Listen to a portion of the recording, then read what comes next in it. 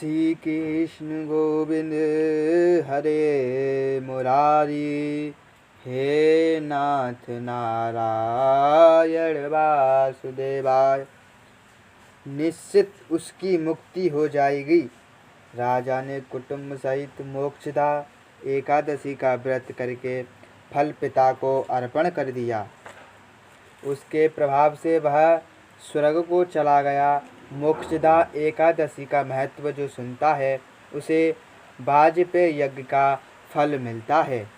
और इस दिन तुलसी की मंजीर व धूप आदि से दामोदर भगवान की पूजा करनी चाहिए।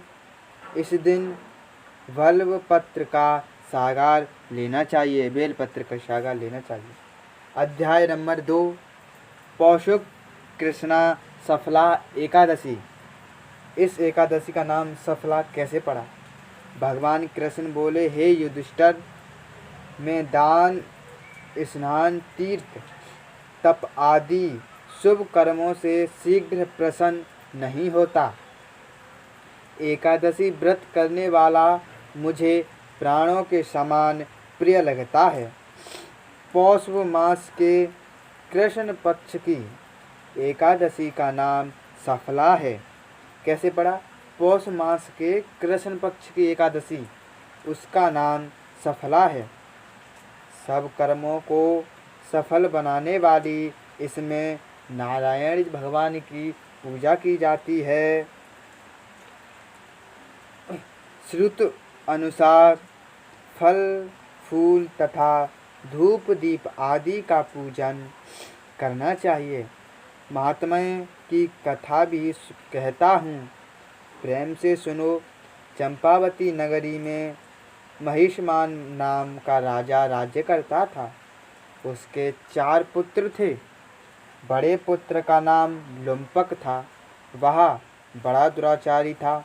मांस, मदिरा, पर स्त्री गमन, वेश्याओं का संग आदि कुकर्म से संपूर्ण था।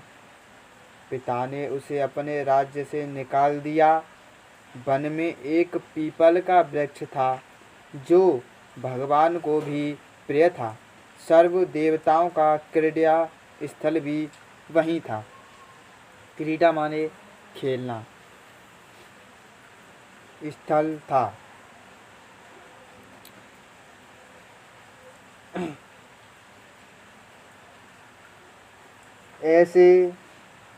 ऐसे पतित पावन वृक्ष के सहारे लुम्पक भी रहने लगा, परंतु फिर भी चाल डेटी ही रही।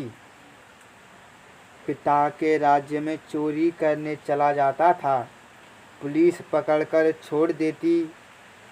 एक दिन पौष मास के कृष्ण पक्ष दशमी की रात्रि को उसने लूट मार अत्याचार किया और पुलिस ने वस्त्र, भाई राजा का बेटा था तो पुलिस कुछ नहीं कर सकती इसमें, पुलिस ने वस्त्र उतार कर वन को भेज दिया।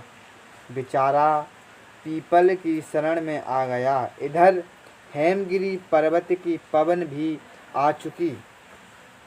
लुम्बक पापी के सब अंगों में गठिया रोग ने प्रवेश किया।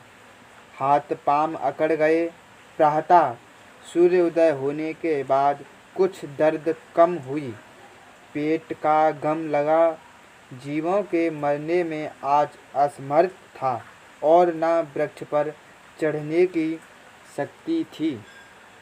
नीचे गिरे हुए फल बीन लाया और पीपल की जड़ में रखकर कहने लगा, हे प्रभु, वन फलों का आप ही भोग लगाइए। मैं भूख हड़ताल करके शरीर को छोड़ दूंगा। मेरे इस कष्ट भरे जीवन के मृत्यु भली है। ऐसा कहकर प्रभु के ध्यान में मगन हो गया। रात्रि भर नींद न आई।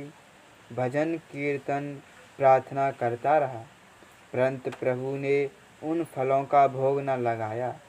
प्रातः काल हुआ तो एक दिव्य अश्व आकाश से उतरकर उसके सामने प्रकट हुआ और आकाशवाणी द्वारा नारायण